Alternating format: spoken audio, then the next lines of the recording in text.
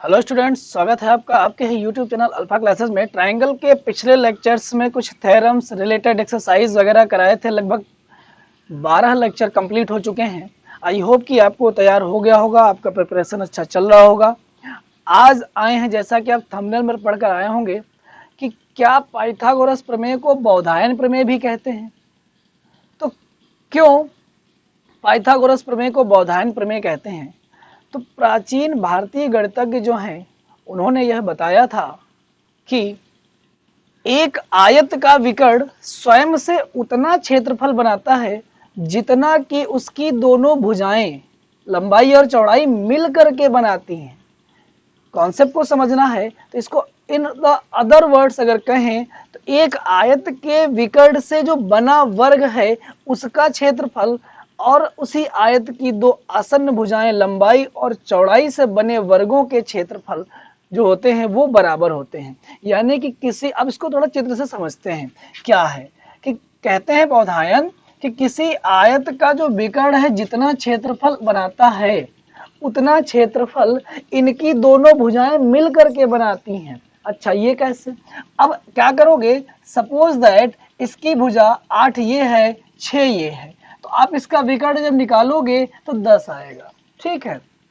इसके बाद पाइथागोरस के सिंपल थ्योरम से अब हमको समझना है तो इसको हम यूज कर रहे हैं। तो अब क्या करेंगे, भुजा 6 वाला एक वर्ग इस साइड पर ड्रॉ कर देंगे। यानी कि एक ऐसा वर्ग है ये, सबसे पहले तो हम इसका नाम रख लें समझने के लिए, ए बी सी डी। ये है ए डी ई एफ, तो इस तरह से ए डी ई एफ यहाँ से। तो ये एक ऐसा वर्ग है जिसकी प्रत्येक भुजा कितने की है, 6 इकाई की है। ए बी के साथ, इस भुजा के साथ एक ऐसा वर्ग यहाँ ड्रा किया गया है जिसकी प्रत्येक भुजा की लंबाई 8 है। ए बी जी एच आप कह दो। तो इस तरह से जो ए बी जी एच का क्षेत्रफल आएगा वर्ग का, वो भुजा स्क्वायर से 64 आएगा और भुजा स्क्वायर से ये कितना आएगा, 36। अब विकर्ण पर एक आपको क्या करना है, वर्ग बनाना है। विकर्ण पर जब वर्ग बनाना है तो विकर्ण की प्रत्येक भुजा कितनी कितनी है, 10। तो अब इस तरह से ए सी आई जे अगर एक नाम दें तो इसका क्षेत्रफल कितना होगा, 100 होगा। तो अब आप नोटिस करो कि इस तरह से बना वर्ग 36 क्षेत्रफल का और यह 64 स्क्वायर का वर्ग इकाई का, और अकेले विकर्ण द्वारा बने वर्ग का क्षेत्रफल 100 है। तो इन दोनों को जोड़ कर देखो तो कितना आता है, 100।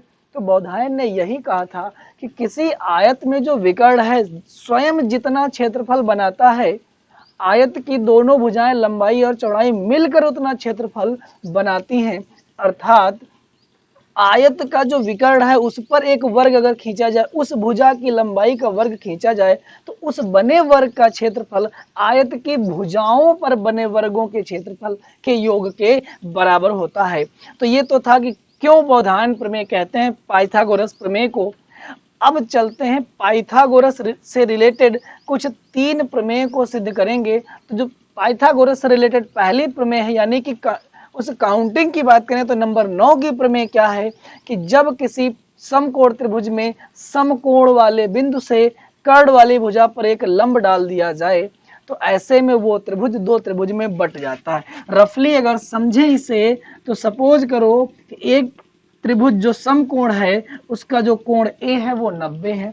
इस समकोण वाले बिंदु से कर्ण पर एक लंब डाल दिया जाए तो यह त्रिभुज ए बी सी 2 छोटे छोटे त्रिभुजों में बट जाता है, और जब बट जाता है तो ये प्रत्येक त्रिभुज बड़े वाले के समरूप होता है। यानी कि लेफ्ट वाला त्रिभुज बड़े वाले के समरूप, राइट वाला भी बड़े वाले के समरूप, और ये दोनों छोटे वाले आपस में समरूप होते हैं। ये है प्रमेय नंबर 9, जिसको कि आज के लेक्चर में प्रूव करेंगे। बाकी के थ्योरम्स को अगले लेक्चर में एक साथ दोनों को प्रूव करेंगे। ठीक अगले लेक्चर में फिर आगे एक्सरसाइज कराएंगे एनसीईआरटी की। तो चलते हैं थ्योरम नंबर 9 की बात करते हैं, जो पाइथागोरस थ्योरम से रिलेट करता है। तो प्रमेय नंबर 9 जैसा कि आप बोर्ड पर देख रहे हैं, पढ़ देते हैं। यदि समकोण त्रिभुज में समकोण वाले शीर्ष से कर्ण पर लंब डाला जाए तो त्रिभुज ए बी सी में कोण ए को समकोण माना जाए और समकोण वाले बिंदु ए से कर्ण बी सी पर अगर लंब डाला जाए तो लंब रेखा के दोनों ओर, लेफ्ट में और राइट में बने त्रिभुज ये और मूल त्रिभुज बड़ा वाला समरूप होते हैं, यानी कि ये जो छोटे वाले त्रिभुज हैं मूल त्रिभुज के समरूप होते हैं और ये दोनों छोटे त्रिभुज आपस में भी समरूप होते हैं, ऐसा सिद्ध करना है। तो दिया क्या है वो लिखेंगे, गिवन दैट की हेडिंग बनाते हैं मेरे भाई। सबसे पहले बहुत आसान है, बस स्टेप फॉलो करते जाओ। लिखोगे त्रिभुज ए बी सी में कोण ए जो है वो 90 डिग्री है कि नहीं। इसके साथ ही साथ एडी जो है कर्ड बीसी पर लंब है, परपेंडिकुलर है। बस रचना कुछ नहीं करना है, सब कुछ कंप्लीट दिया हुआ है। अब आ जाओगे, लिखोगे क्या सिद्ध करना है, प्रूव दैट। तो आपको तीन बातें सिद्ध करनी है।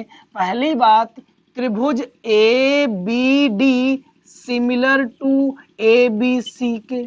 फिर दूसरी बात, त्रिभुज A C D similar to A B C. और इसके बाद त्रिभुज A B D similar to त्रिभुज ए डी सी या ए सी डी, यानी कि लेफ्ट वाला बड़े वाले के साथ राइट वाला बड़े वाले के साथ फिर लेफ्ट वाला राइट वाले के साथ समरूप है। अब चलेंगे मुद्दे की बात करेंगे मेरे भाई, बहुत सिंपल है, एक एक स्टेप को उठाएंगे। तो यहाँ पर देखिए, अगर हम इस कोण को x डिग्री कह दें थोड़ी देर के लिए, तो त्रिभुज ए बी डी में बताओ जब ये x डिग्री हो गया तो ये कितना होगा, बताओ कितना होगा। क्योंकि त्रिभुज के तीनों कोणों का योगफल 180 होता है। ये x अंश है, ये 90 अंश है, ये ऑटोमेटिक 90 माइनस x बन जाएगा मेरे भाई। 180 से इन दोनों को जोड़कर घटा दो, पता चल जाएगा।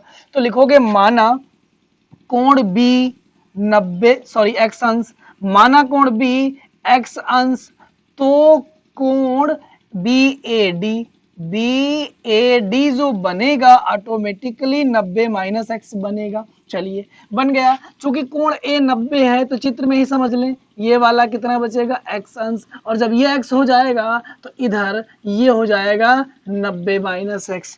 तो अब यहाँ पर लिख दोगे तो कोण सी ए डी जो बनेगा वो x अंश बनेगा, और जो कोण ए सी डी बनेगा वो 90 माइनस x बनेगा।